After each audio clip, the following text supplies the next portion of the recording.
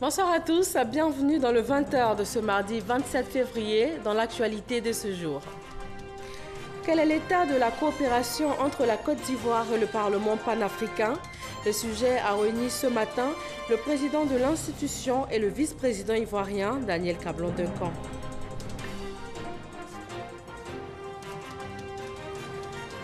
Des investisseurs indiens s'intéressent au domaine pharmaceutique en Côte d'Ivoire.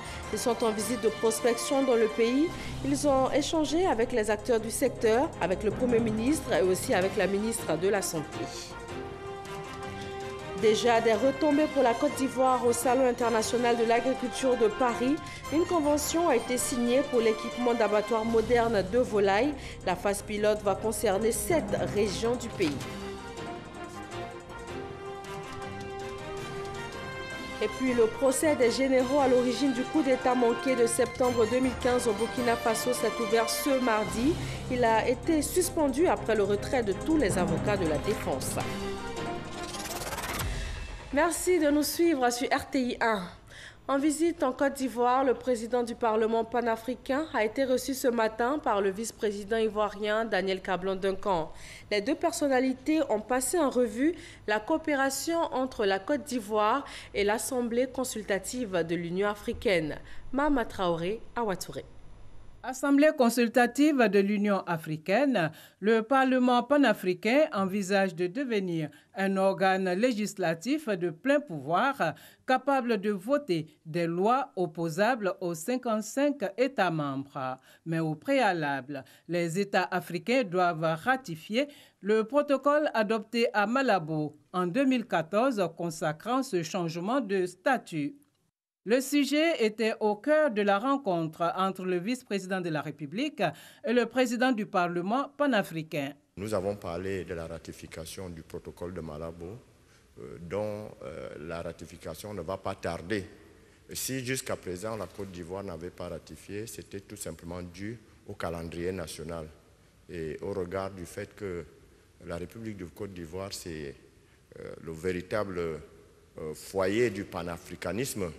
Parce qu'un pays qui accueille sur son terrain près de 26% des autres nationalités non passagères, mais qui résident effectivement et qui sont là aujourd'hui, qui vivent en toute indépendance, c'est pour dire que la Côte d'Ivoire fait partie du père du panafricanisme. Et nous pensons que nous aurons tout le soutien nécessaire à l'avance de notre institution.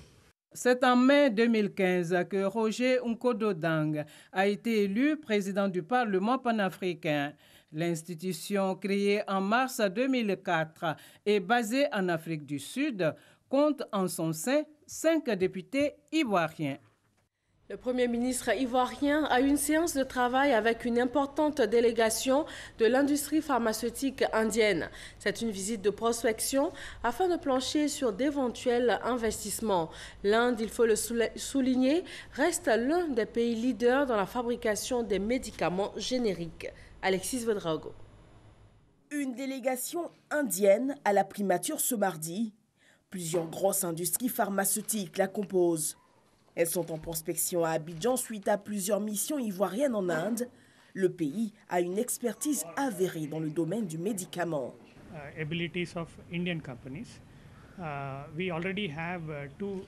Déjà, il y a 2 entreprises indiennes qui sont ici présentes, qui produisent donc des médicaments.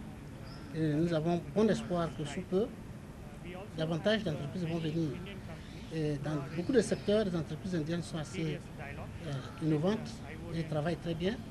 Et le secteur des médicaments, comme vous le savez, est le secteur privilégié pour l'Inde.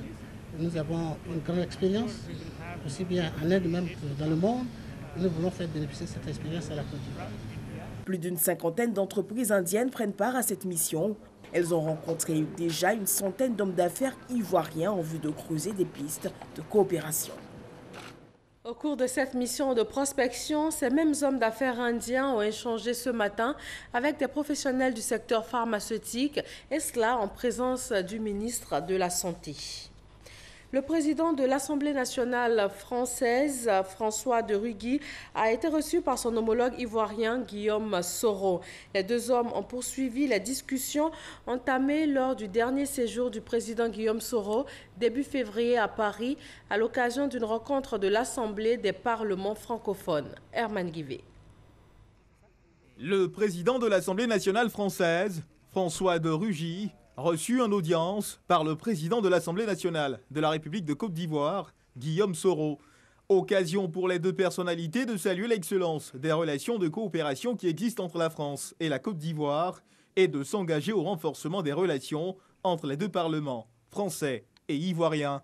Une des missions que je me suis donnée en tant que président de l'Assemblée nationale en France, contribuer aux bonnes relations entre nos pays, à développer les relations internationales que les députés peuvent entretenir directement pour conforter les relations entre nos pays, surtout que la relation entre la France et la Côte d'Ivoire est une relation particulièrement forte.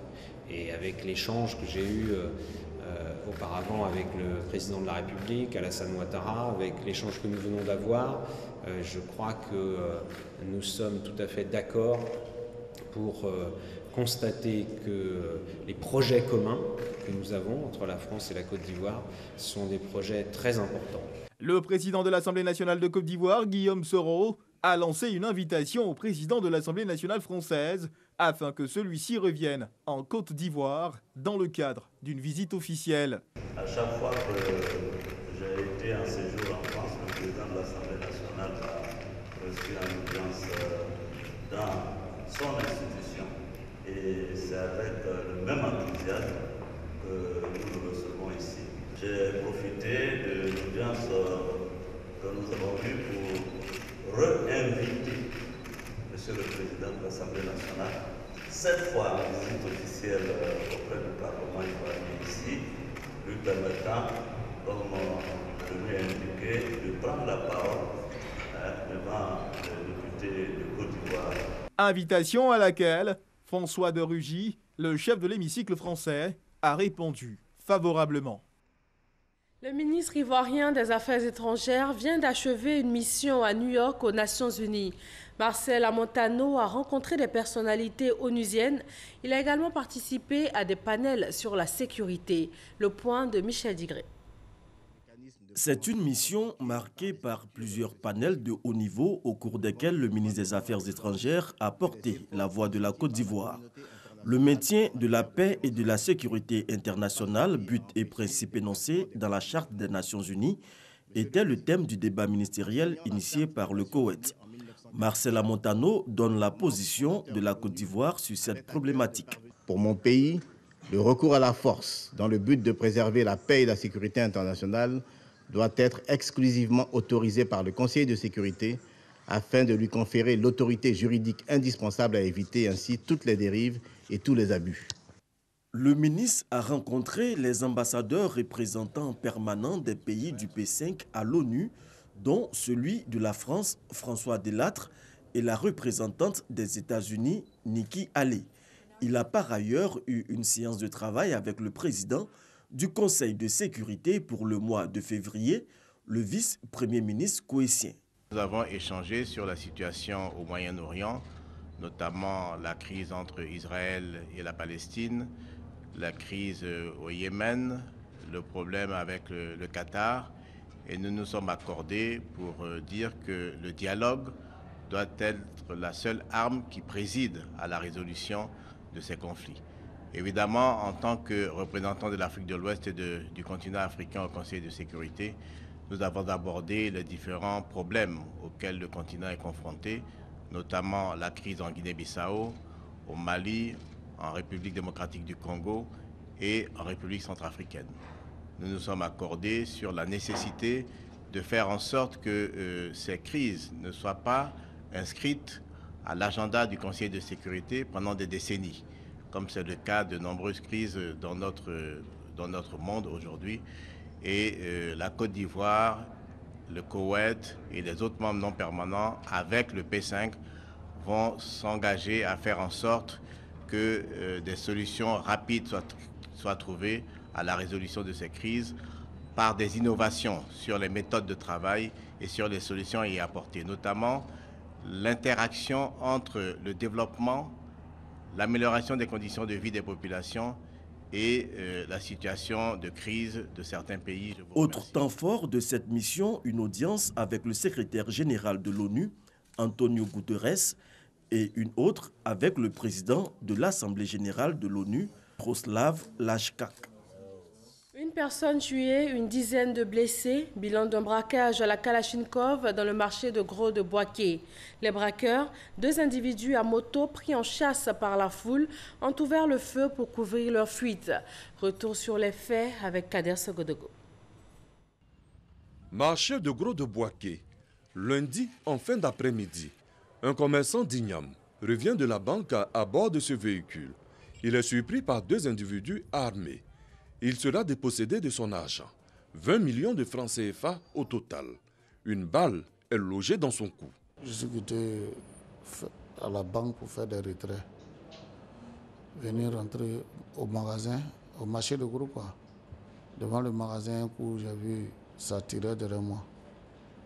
Donc, c'est par là il a tiré sur moi. Il y a un monsieur qui tenait une Kalachnikov. Donc, il tirait partout. La balle est là. Mon petit frère qui était venu prendre le sac pour envoyer dans mon bureau, lui aussi, c'est lui qui l'ont tiré premièrement même. C'est celui qu'ils ont tiré premièrement. Et les tombés, ils ont pris le sac. Les 2 braqueurs, assaillis par les commerçants, décident d'ouvrir le feu avec leur Kalachnikov pour pouvoir s'enfuir. Le bilan est lourd. 1 mort et 14 blessés par balle.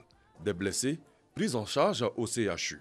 Quand ils ont fait l'opération, les gars partaient, ils ont commencé à tirer pour aller. C'est là, la balle nous a pris jusqu'en haut là-bas. C'était violent. Selon les commerçants, depuis plusieurs mois, le marché de Gros connaît une insécurité grandissante.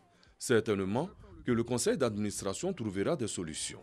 En attendant, les autorités policières ont ouvert une enquête pour retrouver les 2 braqueurs en fuite. Faire le bilan des activités du ministère de la Communication, de l'économie numérique et de la Poste, c'est un rendez-vous annuel maintenant pour le ministre Bruno Nabagné-Koné. Il en ressort qu'en 2017, le numérique a réalisé de bonnes performances, contrairement à la presse écrite qui souffre du rétrécissement de son marché. Et d'autre part, la Poste commence à relever la tête. Lancine Bakayoko.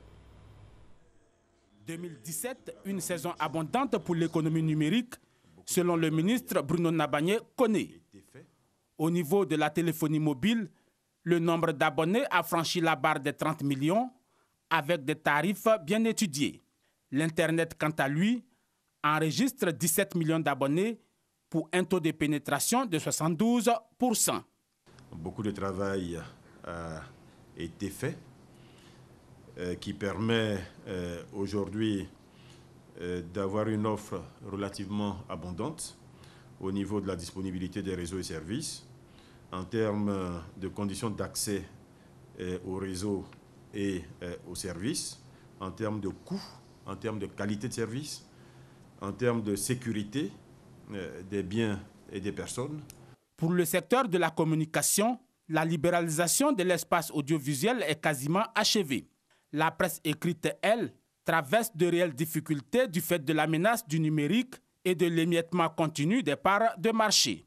Symbole de cette presse écrite qui se cherche, Fraternité Matin. Pour l'organe d'État, le gouvernement a mis en place un plan de redressement, son coût 10 milliards de francs CFA, sous forme d'abandon des créances et de charges sociales, d'apport en numéraire. Un plan social a été validé qui prévoit le départ d'au moins 110 travailleurs, soit le tiers des effectifs. Aujourd'hui, c'est tout le modèle économique de la presse écrite qui est à repenser en profondeur. Le gouvernement accorde sa confiance à l'ensemble de la presse, aux professionnels, aux responsables, et il est pleinement disposé à accompagner toutes les actions allant dans le sens du développement du secteur de la communication et allant également dans le sens de l'épanouissement des acteurs du secteur de la communication. Du côté de la Poste de Côte d'Ivoire, elle également en eau trouble il y a quelques années, l'espoir renaît grâce aux nombreuses réformes engagées. Des réformes qui permettent une meilleure régulation du marché. on peut dire que 2017 aura été un tournant qui nous a permis d'apprécier la capacité de la Poste de Côte d'Ivoire à intégrer la nouvelle dimension des offres de services postaux et qui nous a permis également justement d'apprécier la capacité de cette Poste de Côte d'Ivoire à se relancer véritablement. En termes de perspectives pour 2018, le gouvernement entend poursuivre les projets d'infrastructure en cours, notamment en matière de gouvernance électronique et de numérisation intégrale de la chaîne des valeurs de la production télévisuelle. Salon international de l'agriculture en France, des abattoirs de volailles modernes vont bientôt sortir de terre en Côte d'Ivoire. La lettre de confirmation pour leurs équipements a été signée par le ministre des Ressources animales et halieutiques et par les différents prestataires du projet. La phase pilote concerne la construction de 7 abattoirs, cela dans 7 régions de Côte d'Ivoire. Hervé Blé. Le salon de l'agriculture cette année encore n'aura pas failli à sa réputation de ferme géante. 360 races y sont exposées, soit plus de 4000 animaux. Pendant 10 jours, vaches, taureaux, chèvres, moutons, béliers et cochons, mais aussi des animaux de basse-cour, sauf au regard bien souvent admiratif de milliers de visiteurs du salon. Curiosité et admiration ne manquent pas de se mêler devant des espèces de toute beauté et tout aussi rares. Un stand retient de façon particulière l'attention du ministre Kobena Kwasi Adjoumani et pour cause. Nous sommes en train de visiter la volaille traditionnelle. Nous avons au niveau de la Côte d'Ivoire mis en place une politique de développement de la volaille traditionnelle à partir d'un projet dénommé Une femme, un coq, 10 poules. Notre objectif, c'est de pouvoir faire venir des coqs performants que nous allons croiser avec les poules de chez nous. Développer l'élevage de volailles, cette préoccupation n'est pas la seule concernant ce secteur. Le ministre est aussi désireux d'offrir des conditions idéales d'abattage à la Côte d'Ivoire. Pour le moment, nous avons retenu 7 abattoirs. Ce sont des abattoirs pilotes. Nous venons de signer avec nos partenaires au développement qui sont prêts donc, à aller construire ces abattoirs-là. Nous sommes dans la phase d'exécution avec l'identification des différents prestataires. 7 abattoirs qui vont pouvoir abattre dans un circuit d'hygiène, de biosécurité, environ 55 millions de volailles. Nous allons apporter l'ensemble de notre savoir-faire de manière à ce que ces abattoirs soient vraiment des abattoirs pilotes et qui soient irréprochables au niveau de la qualité. Déjà, à Abidjan ont été signés les documents relatifs à la construction de 5 abattoirs avec les Sud-Africains. Lors du dernier Sahara, au Salon de l'agriculture, viennent donc d'être signés ceux qui concernent 2 autres abattoirs, et cette fois-ci avec les Français. Coût total du projet de construction des abattoirs en Côte d'Ivoire, un peu plus de 17 milliards de francs CFA. Valider le budget de la politique foncière en Côte d'Ivoire, le projet confié à l'Agence foncière rurale pourrait démarrer cette année avec 8 milliards de nos francs. La politique foncière étant un point important dans la mise en œuvre du programme national d'investissement agricole PENIA 2. Et pour aider la Côte d'Ivoire à mener à bien sa politique foncière, la Commission de l'Union africaine, la Commission économique pour l'Afrique et la Banque africaine de développement apportent au pays leur soutien technique. Il s'agit d'un projet dénommé l'Initiative politique foncière. Rencontre du Centre national de recherche agronomique CNRA et de l'Institut international d'agriculture tropicale. La culture de l'igname, point principal au centre des échanges. Il s'agit de valoriser et d'améliorer la productivité des espèces d'igname en Côte d'Ivoire. La production annuelle se chiffre à 6 millions de tonnes, soit 31% de la production totale de vivriers en Côte d'Ivoire. Jean-Luc Mangbo. Vivrière en Côte d'Ivoire, l'igname voit son développement affecté par de nombreuses contraintes liées aux attaques de parasites ou à la faible productivité du matériel végétal. Les chercheurs ivoiriens ont ainsi développé de nouvelles variétés qui permettent aujourd'hui de lutter contre la baisse de productivité de l'igname. Nous avons pu créer de nouvelles variétés qui sont plus résistantes aux maladies, qui sont de bonne qualité culinaire et qui n'ont par exemple pas de point noir. Nous avons aussi des variétés qui ont de bons rendements. Les rendements actuels vont autour de 6 tonnes à 10 tonnes hectares. Aujourd'hui, nous avons des variétés qui peuvent aller jusqu'à 30 tonnes hectares. Depuis 2014, la Côte d'Ivoire a intégré le projet Africa Yam, dont l'objectif est d'accroître le rendement et d'améliorer la qualité de l'igname. Trouver de nouveaux types d'igname qui soient de bonne qualité culinaire, qui sont résistantes aux maladies et qui répondent aux besoins des utilisateurs. La production d'igname en Côte d'Ivoire est estimée aujourd'hui à 6 millions de tonnes. Elle représente à elle seule 31% de la production totale de vevriers du pays. Pour une bonne production, il faut un environnement préservé. C'est en 2015 que les États membres de l'ONU ont adopté le programme de développement durable à l'horizon 2030 avec 17 objectifs de développement durable et 169 cibles. Quels objectifs de développement durable prioritaires pour la Côte d'Ivoire? Grace Kando. Les Nations Unies ont adopté en 2015 17 objectifs de développement durable ODD. Ces ODD portent, entre autres, sur l'élimination de la pauvreté sous toutes ses formes, l'accès de tous à une éducation de qualité, l'égalité des sexes et l'autonomisation des femmes. Pour identifier les cibles prioritaires des ODD en Côte d'Ivoire, une rencontre se tient ici à Abidjan. Ces 17 objectifs ont une particularité, c'est qu'ils sont universels et indissociables. C'est très difficile de les atteindre tous en même temps. C'est pour ça qu'une démarche possible, c'est de faire une priorisation de leurs cibles, donc les 169, pour savoir sur lesquels on va travailler d'abord, avant de passer aux autres. Nous avons l'opportunité de bénéficier de l'expertise et l'expérience de la francophonie, qui dispose d'un outil capital et déjà expérimenté dans la sous-région et aussi au Canada. Pour réussir la mise en œuvre des ODD, le ministère de la Salubrité, de l'Environnement et du Développement durable a élaboré une feuille de route. La sensibilisation, la consultation et la mobilisation de toutes les parties prenantes en vue d'une meilleure appropriation de ces ODD. L'identification et la validation des ODD, l'actualisation de la stratégie nationale de développement durable en Côte d'Ivoire. Le gouvernement ivoirien concentrera donc ses efforts sur les cibles prioritaires définies de sorte à satisfaire les attentes des populations et à pouvoir tenir l'échéance de 2030 telle que souhaitée par les Nations Unies. Après les violences enregistrées à Bouna, dans le nord-est de la Côte d'Ivoire en 2016, et après les médiations et rencontres de pacification entre les différentes communautés, le conflit intercommunautaire a fait place à l'apaisement.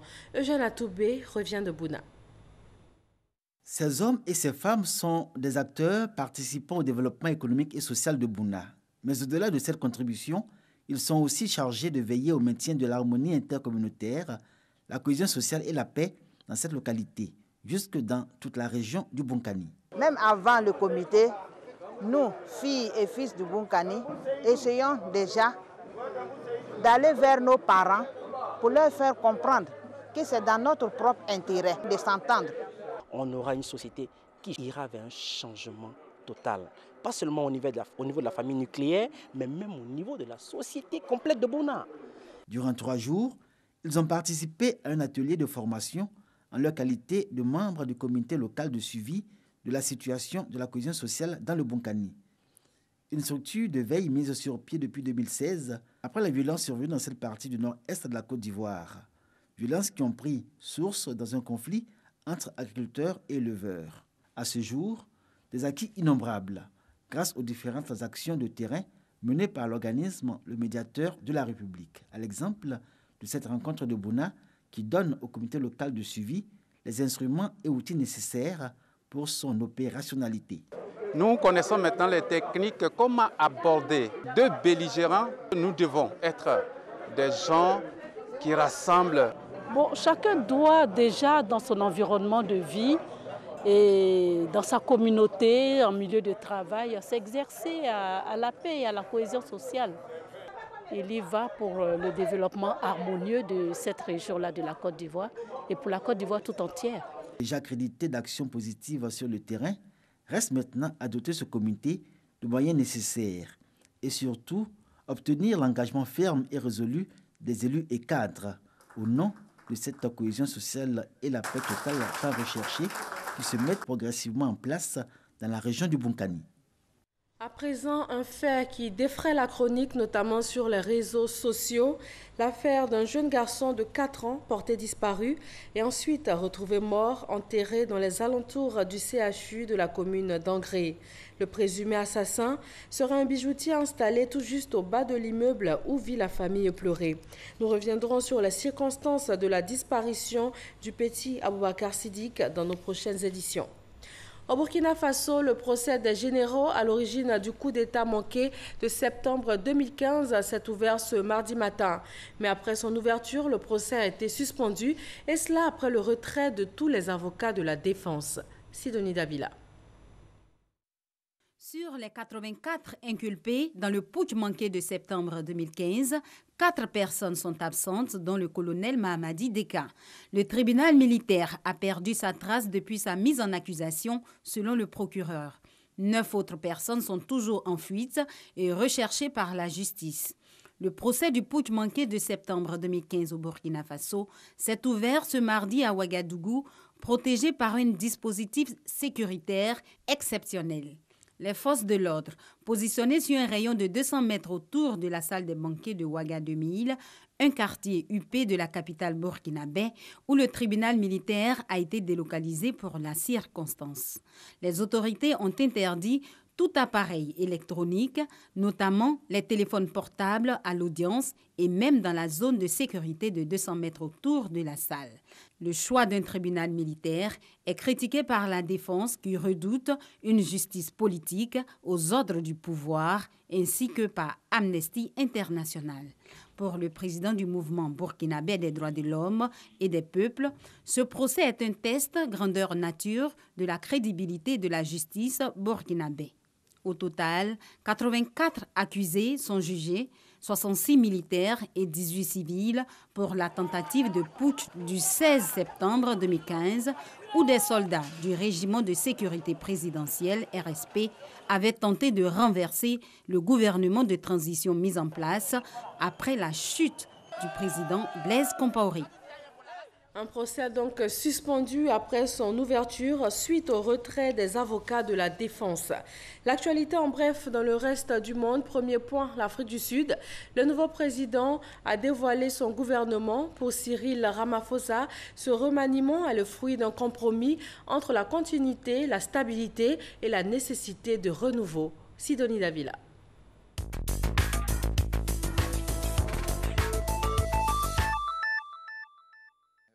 L'Afrique du Sud accueille ce mardi le premier gouvernement de transition nommé par son président Cyril Ramaphosa.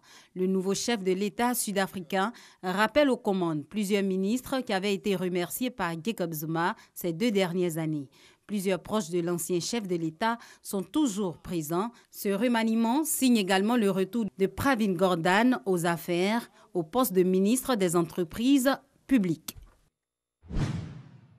Une vague de froid venant de Sibérie s'abat sur toute l'Europe, de Moscou à Paris, avec des températures allant jusqu'à moins 40 degrés Celsius en Italie, ou entre moins 10 degrés et moins 18 degrés Celsius en France.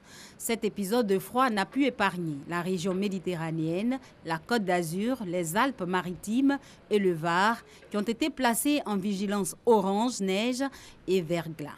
La vague de froid qui déferle actuellement sur l'Europe est la première à cette période de l'année depuis 2005 et a déjà fait 10 morts depuis 3 jours.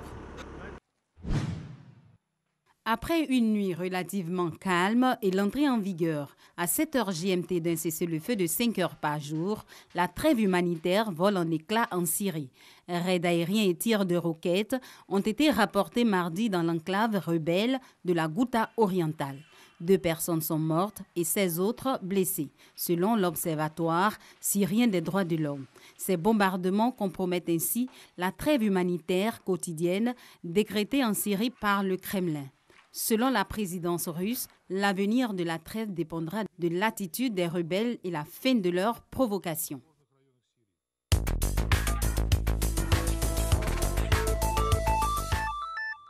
Et c'est tout pour ce 20h. Merci de votre attention.